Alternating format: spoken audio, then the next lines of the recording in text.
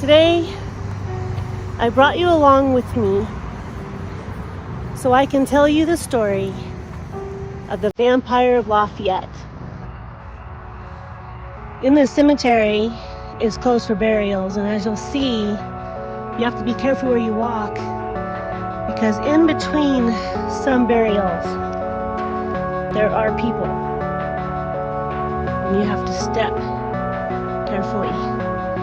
But this cemetery is beautiful.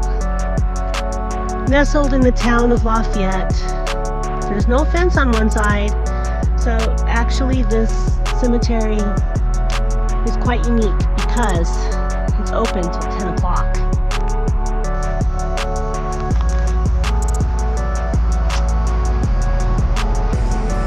Back in New York, there was a lady who married her sweetheart on Christmas Eve of 1862.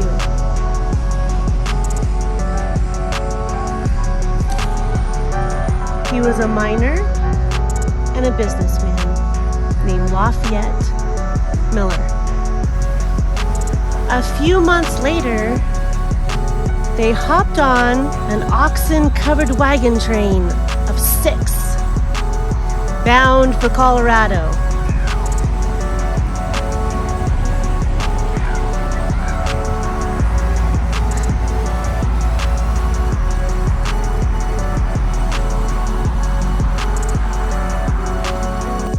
And they came to the town of Burlington, which is now Longmont.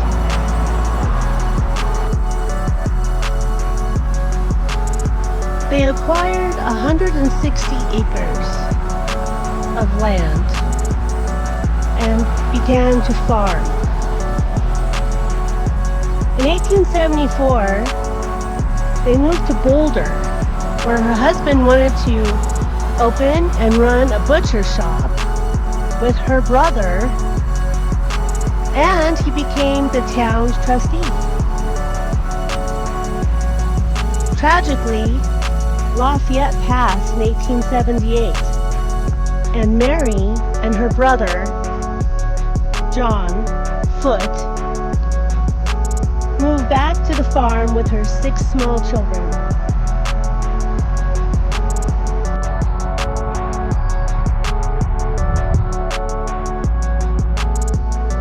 Mary, her father, James, and her brother John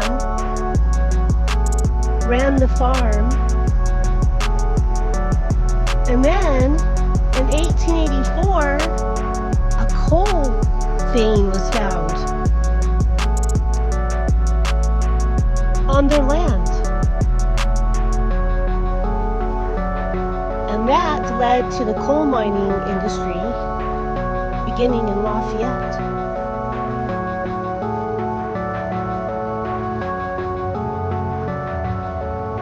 In 1888, the town was incorporated, and Mary designated 89 acres to the town of her property, as long as there was no alcohol east of the main road, now public road. By 1904, no alcohol was allowed in all of Lafayette.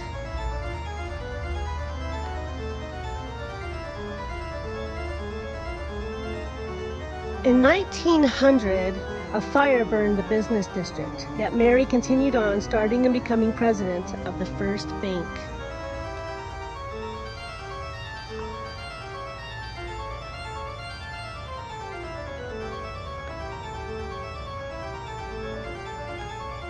In 1914, the town was considered a boom town. Yet the bank had to close because of bad loans to striking coal miners. But instead, she ran on the 1913 Prohibition ticket to the U.S. Senate. The seat was won by Governor F. Shafroth. She also ran for state treasurer.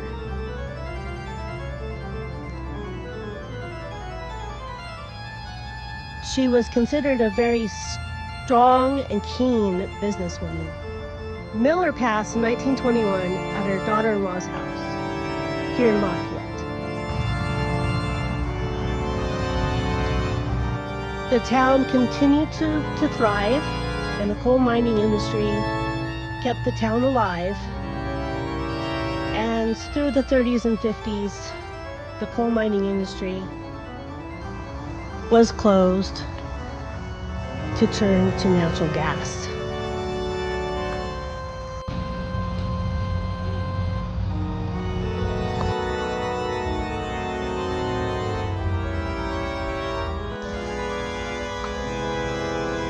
Now back to our story about Theodore Fedor Glava. He migrated here from Transylvania, like a lot of people did back then. They wanted to come for a better life. He got a job at the local coal mine called the Simpson Mine. Now, being a coal miner was very tough work. You didn't get paid a whole lot. There was a lot of striking coal miners.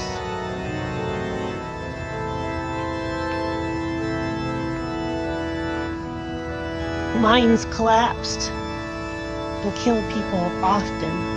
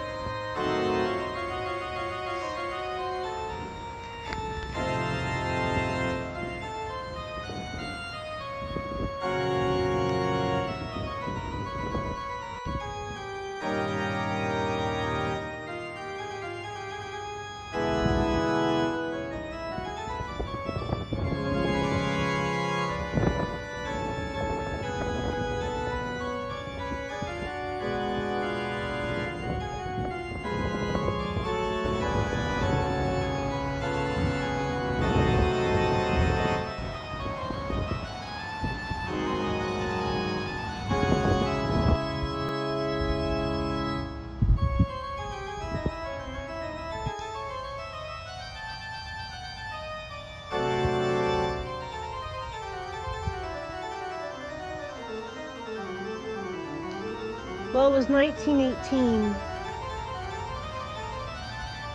and Theodore was working at the mine, and he collapsed. He had fell ill with influenza, the Spanish flu that began to rock through the world.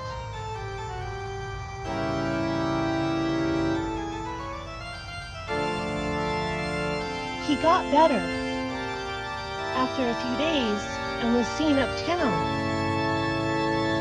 but suddenly he relapsed and he passed away. His wife Rose was in Austria at the time.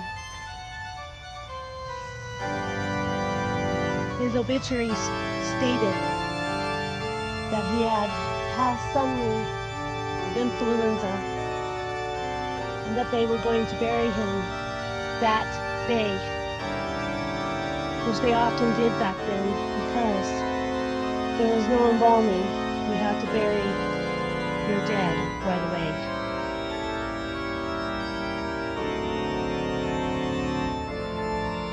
Theodore Fedor Glava had passed away at the age of 43. His wife was away in Austria at the time. They interred him here in the Pauper's Burial. Now, it is said that, as the legends go, the townsfolk had noticed that Fedor was seen acting a bit strangely before he passed away. And I think possibly he had passed away early on in the pandemic. They were very unsure what was going on with this new strain of flu virus going around called the Spanish flu. You did act strangely. You bled from your mouth, your nose, your ears, everywhere. You turned blue because there was no more oxygen in your body and you were suffering terribly, drowning in your own fluid in your lungs.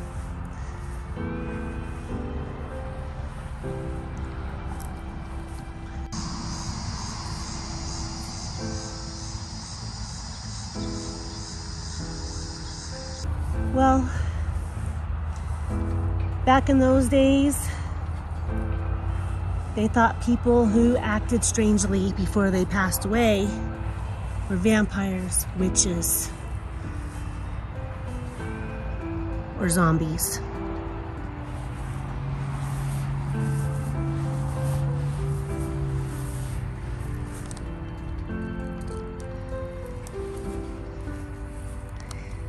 They exhumed his body and they noticed that there was blood around his mouth. His hair had grown. His fingernails were long.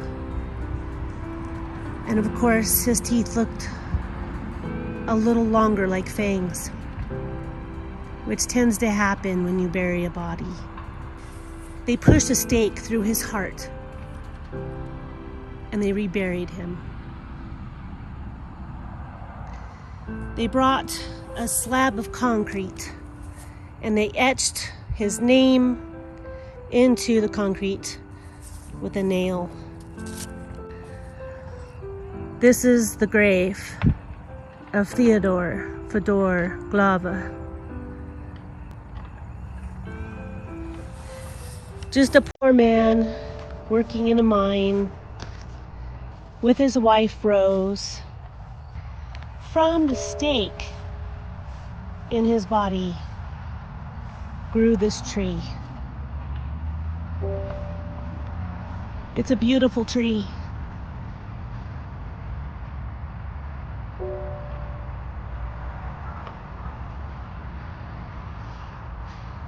There used to be rose bushes here that also supposedly grew from his fingernails. But Theodore, he has visitors. He will not be forgotten. The feeling here is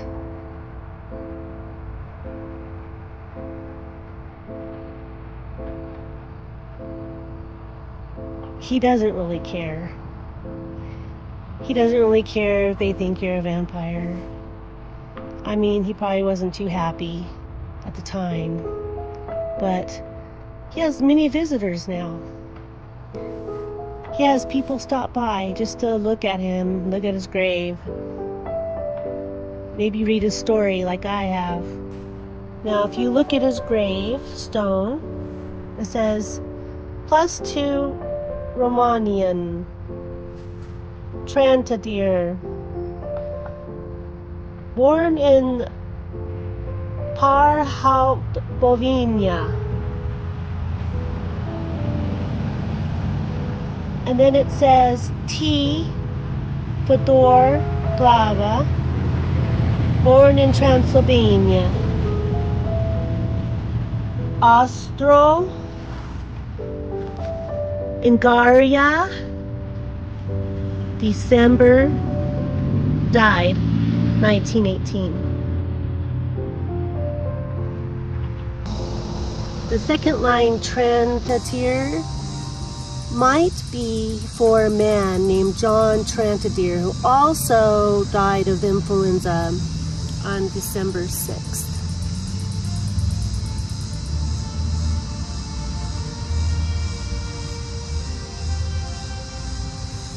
The second line, Trantadir, means rose in Romanian. His wife was named Rose, but also a man named John Trantadere passed away along with Theodore of influenza. He might be buried with Theodore here because the +2 Romanian might mean 2 were buried here. And he has visitors, as you can see. Halloween flowers have come. He has some little trinkets on the side, which you'll often see on graves. I've come here a few times at night, and the feeling I get is I believe, and I asked that he is happy. He has moved on.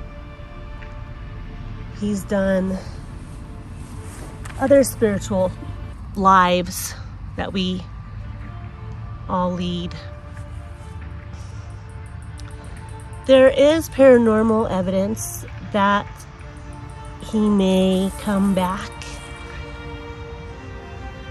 Children are dared to come stand on his grave at night and wait for him to appear. A tall, lanky man with long fingernails and a long black coat.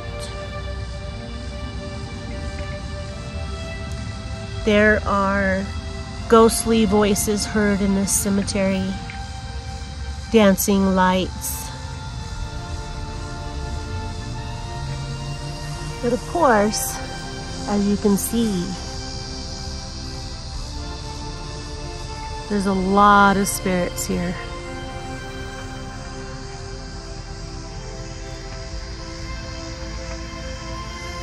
Some may come and some may go.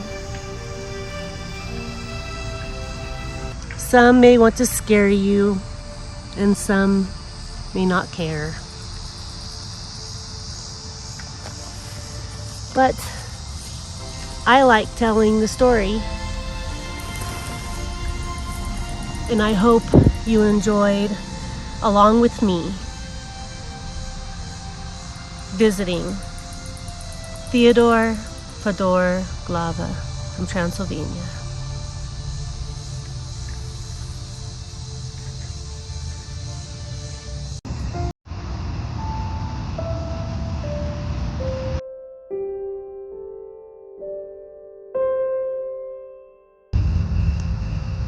And maybe,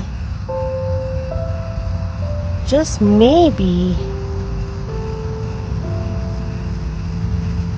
from him grew this tree. And so he is this beautiful tree.